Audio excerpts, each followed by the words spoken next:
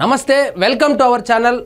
మొన్న పవన్ కళ్యాణ్ గారు తమిళ తంతి ఛానల్కి ఇచ్చినటువంటి ఇంటర్వ్యూలో కొన్ని ఆసక్తికరమైనటువంటి కామెంట్స్ చేశారు. కొంతమంది తమిళ అర్థం కాక ఇంగ్లీషు రాక తమిళనాడులో కూడా వెళ్ళి పోటీ చేస్తాడని ఆయన చెప్పినట్లు సోషల్ మీడియా వేదికగా ట్రోల్ అయితే చేస్తున్నారు.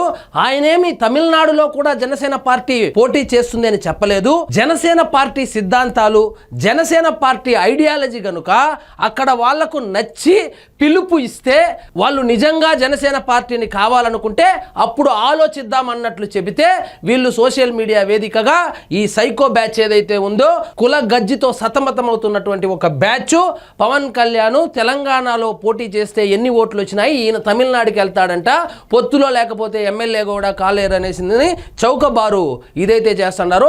అందుకే స్కూల్కి వెళ్ళి చదువుకోమని చెప్పేది, అందుకే ఇతర భాషలను కూడా నేర్చుకోమని చెప్పేది. మీకు తమిళ్ రాకపోవడం వల్ల ఆయన ఇంగ్లీష్లో కూడా చెప్పి ఆ ఇంగ్లీష్ మీకు అర్థం కాకపోవడం వలన వచ్చిన తంటాలు ఇవి.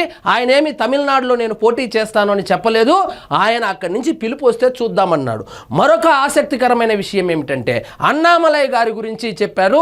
అన్నామలై అనే అతను గురించి మీ అభిప్రాయం ఏమని అడిగితే హీస్ ఎ టఫ్ పొలిటీషియను, చాలా బాగా కష్టపడతాడు, ఐపీఎస్ బ్యాక్గ్రౌండ్ నుంచి వచ్చిన వాడు, కష్టపడి నిలబడ్డాడు, నాకు వ్యక్తిగతంగా కూడా అతను చాలా ఇష్టము.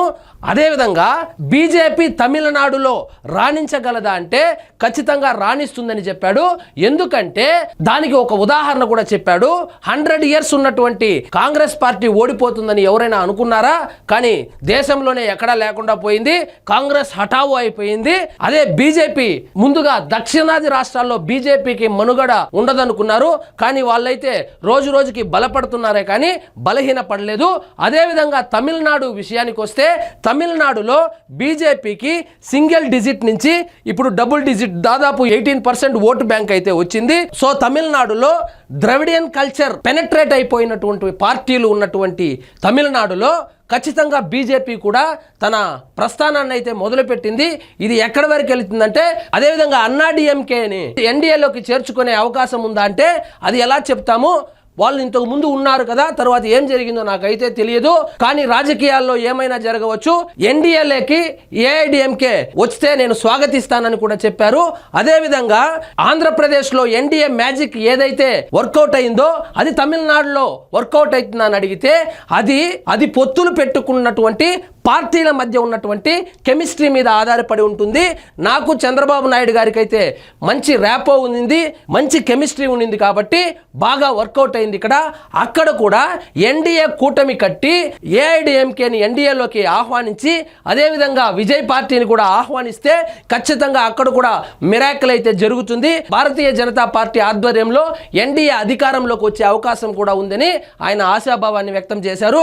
ఇది అర్థం కాక ఎవడికి నోటికి వచ్చింది వాళ్ళు రాసుకుంటా ఉన్నారు. అన్నామలై విషయంలో కూడా పాజిటివ్ గానే స్పందించాడు.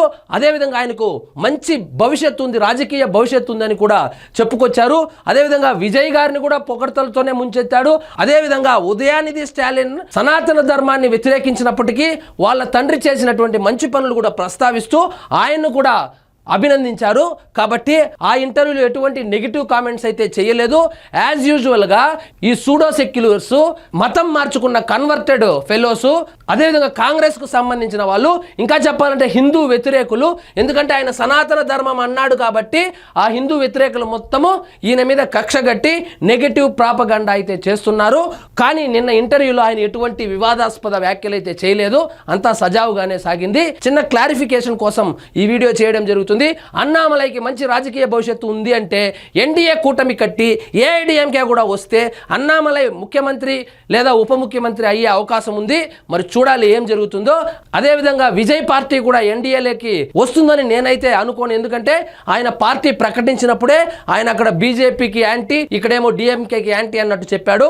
కానీ పవన్ కళ్యాణ్ గారు చెప్పినట్లు రాజకీయాల్లో ఏమైనా జరగవచ్చును అనేటువంటి ఒక ఇది ఉంది కాబట్టి సో వీళ్ళందరూ కూటమిగానే వెళ్తారా లేదా సెపరేట్గా వెళ్తారా, ఎవరు ముఖ్యమంత్రి అవుతారు తమిళనాడుకు అనేది కాలమే సమాధానం చెప్పాలి. ఇదండి ఈరోజు మన టాపిక్. మీకు ఈ వీడియో నచ్చినట్లయితే లైక్ చేయండి, షేర్ చేయండి, ఛానల్ మాత్రం సబ్స్క్రైబ్ చేసుకోవడం మర్చిపోవద్దు.